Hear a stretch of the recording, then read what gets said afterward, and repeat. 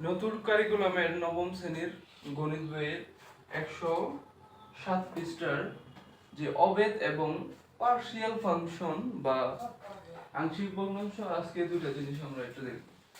তো অবেদ জিনিসটা কি, পার্শিয়াল ফাংশন বা আংশিক ভগ্নাংশ কি, এইগুলোই আজকে দেখব, বিস্তারিত আলোচনা করব। দেখে অবেদ জিনিসটা যে কি। অবেদ হচ্ছে প্রথমে আমরা চিনব হচ্ছে অবেদ বা আইডেন্টি, এটার চিহ্ন হচ্ছে এটা, ঠিক আছে? এটারে বলা হয় সমান চিহ্ন, এটারে বলা হয় সমান চিহ্ন। আর যদি তিনটা দিই দাগ দেই তাহলে এটারে বলবো অবেদ চিহ্ন, ঠিক আছে? অবেদ মানেটা কি? ধর আমি একটা সংখ্যা নিলাম বা একটা রাশি নিলাম, যে x প্লাস এর 2 এর উপরে দিলাম হচ্ছে হোল স্কয়ার, a প্লাস এর b এর উপরে কি হোল স্কয়ার। আরেকটা রাশি নিলাম যে x স্কয়ার প্লাস এর 4y প্লাস এর এরকম নিলাম, ঠিক আছে? তো এখন আমরা এই অংশটা অবেদ চিহ্ন কোন সমাজে বসাবো এটা একটু দেখুন। দেখ এখানে এই টোটাল পুরোটা রাশির মধ্যে x এর মান ডান পক্ষে এবং বাম পক্ষে যে কোনো একটা মান নেবি, যে কোনো মান হতে পারে 1 2 3 200 400 500 যা ইচ্ছা। সাপোজ আমি 1 নিলাম, x এর মান কত বসাইলাম, x এর মান 1 বসাইলাম, ঠিক আছে?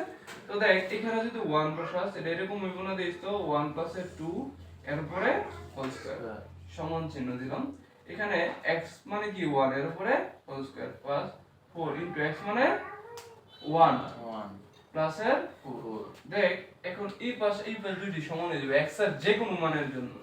তো এখানে 1 আর 2 এর কত হয় 3 এর উপরে হোল স্কয়ার প্লাস ইকুয়াল 1 এর উপর স্কয়ার দিলে কত 1ই প্লাস এর 4 ওকে 4 প্লাস এর 4।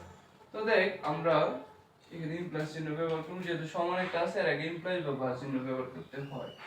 তো দেখ 3 এর উপর স্কয়ার দিলে কত হয় 9।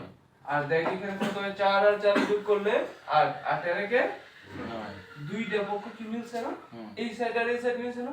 যদি x এর যে কোনো মানের জন্য দুইটা পক্ষ মিলে এটাকে আমরা অবেদ চিহ্ন দিতে পারবো। এই যে এখানে কি চিহ্ন দিতে পারবো, অবেদ চিহ্ন দিতে পারবো। অতএব ক্লিয়ার? মানে এটা সংখ্যাটা এরকম q অফ x এবং যদি p অফ x দুইটা সমান হয় x এর যে কোনো মানের জন্য, এটাকে আমরা কি বলবো আইডেন্টিফাই বা অবেদ। কথা ক্লিয়ার?